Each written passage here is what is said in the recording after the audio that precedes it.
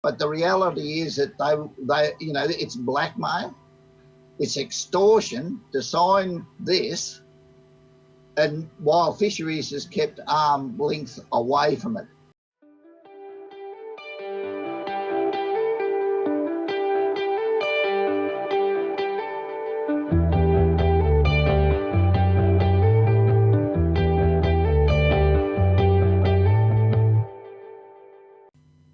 Hey everybody, welcome back. As promised, this is the video on Vessel Monitoring System, or VMS for short. Now, I was going to read what is written about VMS on Fisheries Queensland website, but I found a nice little video how they portray it. And after the video, I will show you a series of interviews, one with Eric Perez, the Chief Executive Officer of Queensland Seafood Industry Association, and one with Joe McLeod, who is from Tin Can Bay in far north Queensland. So here is the video.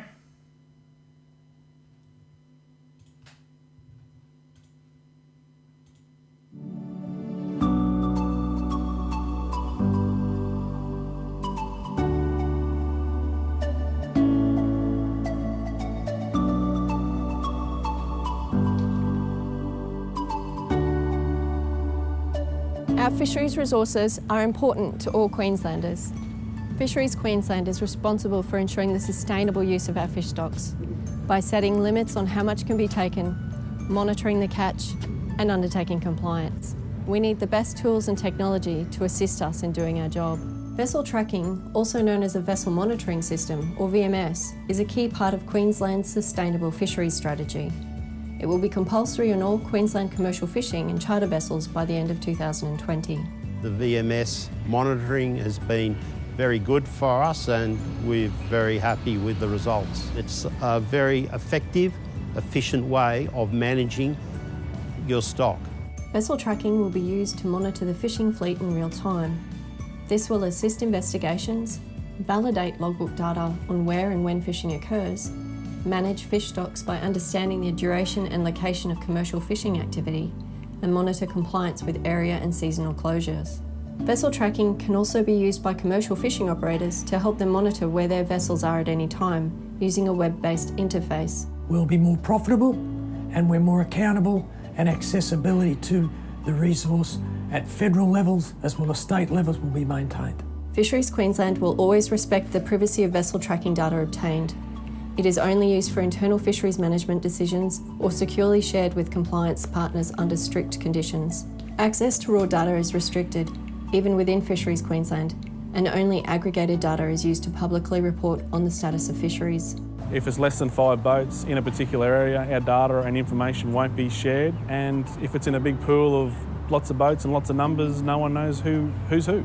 Queensland Fisheries is currently trialling various units on different vessels and locations to ensure they are practical for smaller inshore boats. We want to keep them small, affordable and transferable between vessels. The costs are very reasonable, at around $200 for the unit and around $30 to $40 a month in data costs. Around $2 million has been set aside to help subsidise these costs. Details of the subsidy scheme will be available in early 2018. We've only had benefits. We would not be trawling in World Heritage areas, without a doubt, without VMS. Fisheries Queensland has officers available to assist you with any other questions you may have about how vessel tracking will be used for your business. For more information about vessel tracking, call us on 132523, visit daf.qld.gov.au or follow Fisheries Queensland on Facebook.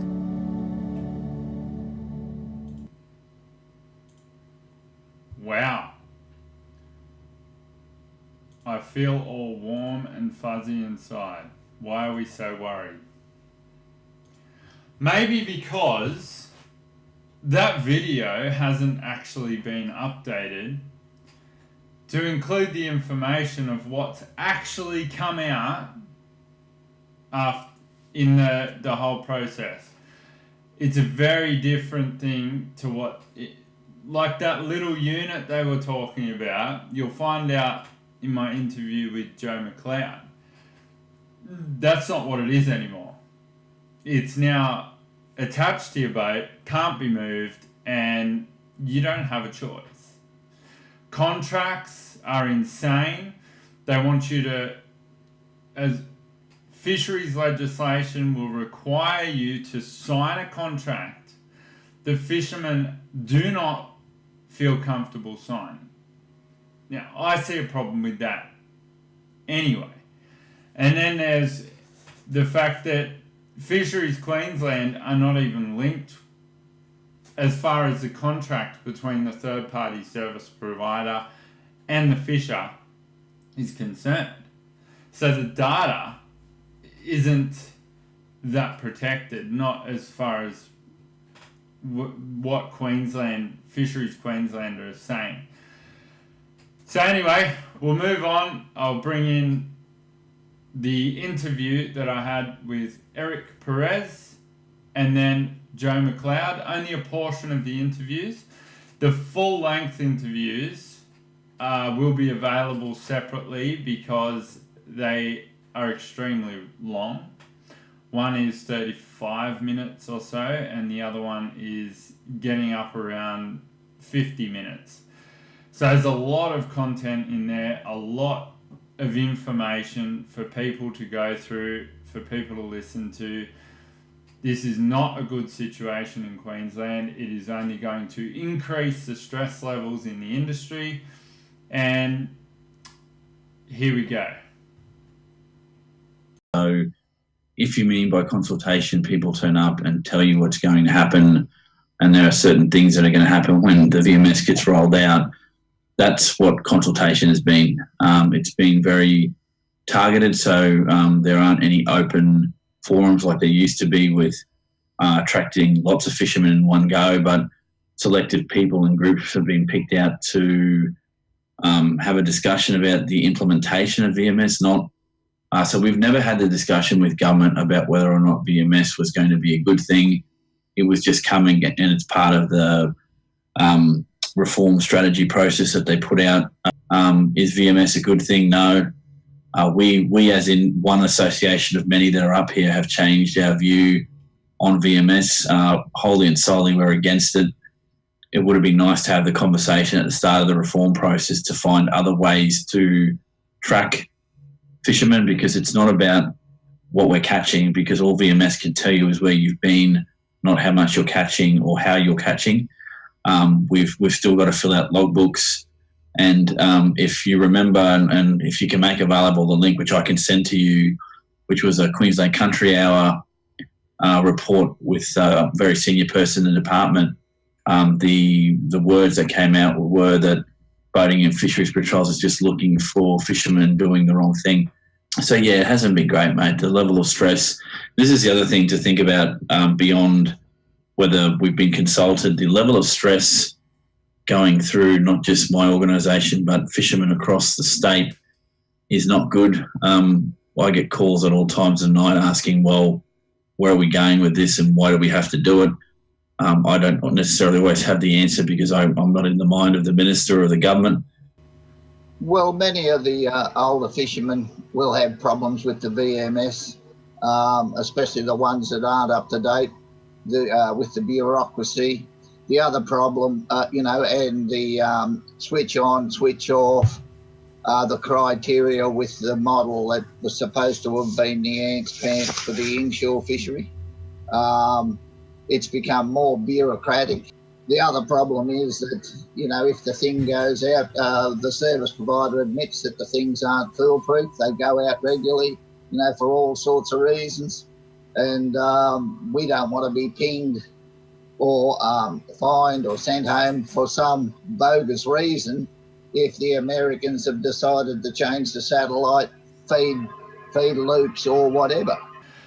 Just to simplify most of what you've said, and what I see as the largest issue, I would say, is you, as a fisher in Queensland, you are being forced by fisheries legislation to sign a contract that you are not comfortable with signing. Otherwise, you will not be able to go fishing. Do I have that correct? That's right. If people will sign the contract, there's no doubt about that, because they've got bills to pay and what have you.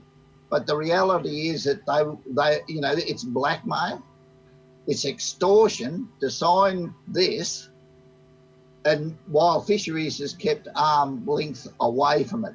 But I would recommend any vessel in any state or any fisherman, if they haven't read the service provider's conditions, and if they've ever been had an infringement for the thing not working or whatever, some of the other people are probably more tolerant. But you've got to remember that this is arm's length away from Queensland. Any other people should question and examine their service provider documents.